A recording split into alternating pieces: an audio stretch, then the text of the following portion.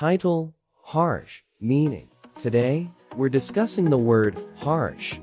Hɑːrշ is an adjective that describes something severe, unpleasant, or unkind in its nature.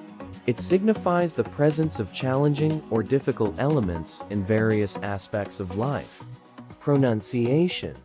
Pronouncing hɑːrշ is simple. hɑːrշ, with a soft H and clear enunciation. Use in a sentence. For example, the harsh winter weather made daily commutes challenging for the residents. Importance. Understanding and overcoming harsh conditions can contribute to resilience, personal growth, and the ability to navigate life's challenges. Conclusion. In summary, hɑːrշ is a word that represents the challenging and sometimes unpleasant aspects of life, emphasizing the importance of resilience and adaptability. Thanks for joining us today on Connect to World.